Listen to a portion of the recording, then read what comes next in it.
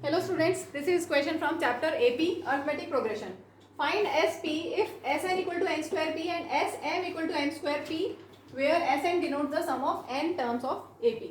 तो ये general formula Sn का आपको पता है, अगर n टर्म्स है AP में तो Sn का फॉर्मूला क्या होता है?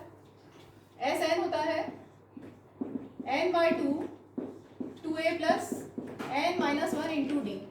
ठीक है, इस फॉर्मूले को हम यूज करेंगे इन दोनों के लिए. यहाँ पर सम ऑफ n टर्म्स दिया हुआ है और सम ऑफ m टर्म्स, मतलब n की जगह m.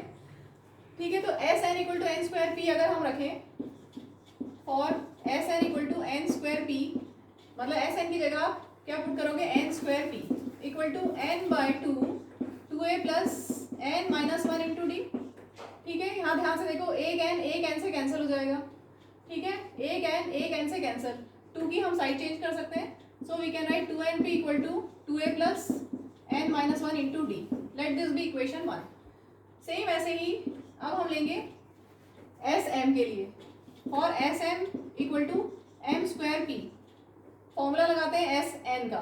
n की जगह आपको m पुट करना है. m square p is equal to n की जगह सब जगह m पुट कर दो, m by 2a plus m minus 1 into d.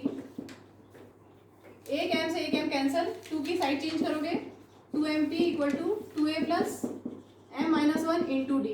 Late this be equation 2. अब इन दोनों इक्वेशंस को अगर हम सॉल्व करेंगे तो आपको a और d की वैल्यूज निकल जाएंगी. देखो यहाँ पर हमारा जो गिवन डेटा है उसमें m, n और p है. इसका मतलब हमारा जो आंसर आएगा वो भी m, n और p की टर्म्स में आना चाहिए. मतलब हमें a और d हटाना है, एलिमिनेट करना है, और हमारा आंसर जो आएगा वो m, n और p की टर्म्स में आना चाहिए. ठीक है, तो हम इनको सॉल्व करते हैं. फर्स्ट और सेकंड इक्वेशन को मैं वापस लिख रही हूँ.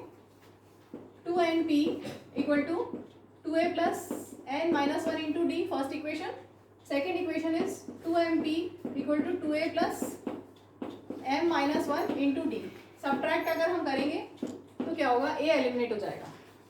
इक्वेशन 2 को सब्ट्रैक्ट किया from first, 2a minus 2a cancel out, 2np minus 2mp. ध्यान से देखो 2 और p दोनों में है, 2p common, n minus m. आप ऐसे लिख सकते हो 2np माइनस 2mp, फिर 2p कॉमन आ जाएगा. ठीक है, इक्वल टू, यहाँ पर ध्यान से देखो, लिख दूं क्या एक स्टेप, या समझ में आ गया? समझ में आ गया? यहाँ पर n माइनस 1, ठीक है, d दोनों में है, वो लास्ट में लिखूंगी कॉमन करके.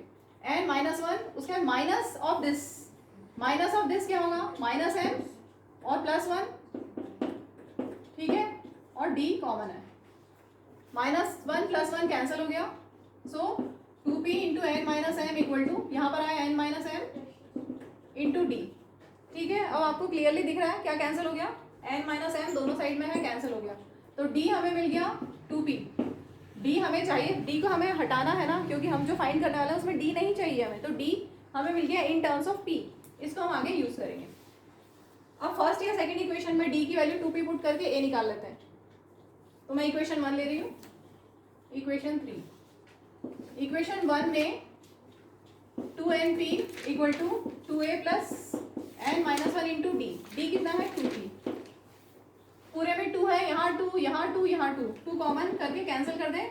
np equal to a plus n minus 1 into p. ठीक है, पूरे में से 2 हमने हटा दिया. चाहे तो ऐसे रख के ओपन कर सकते हैं, कैसे भी चाहो कैलकुलेशन है. np equal to a plus, इसको ओपन करते हैं np माइनस p. दोनों साइड से देखेंगे np कैंसिल हो गया, a 0 equal to a minus p, so a equal to p. ठीक है, a और p हमें दोनों मिल गए हैं, a और d दोनों मिल गए हैं. अब हमें बस sp निकालना है.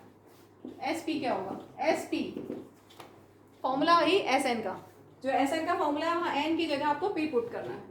sp is p by 2a plus p minus 1 into D. यहाँ पर a और d की वैल्यूज पुट करेंगे जो अभी हमने निकाली है. p बाई 2, a की जगह p पुट करेंगे प्लस p माइनस 1 और d है 2p. ठीक है, यहाँ पर भी 2, यहाँ पर भी 2 कॉमन करके नीचे वाले 2 से कैंसिल हो जाएगा. 2 कॉमन लिया तो यहाँ बचा p plus p minus 1 into p बचा. ठीक है, 2 कैंसिल, ओपन करेंगे ब्रैकेट, यहाँ पर ब्रैकेट ओपन किया, p into p p square minus one into p minus पी, p माइनस p कैंसिल, बचा p square, so p into p is p cube, so S p is equal to p cube.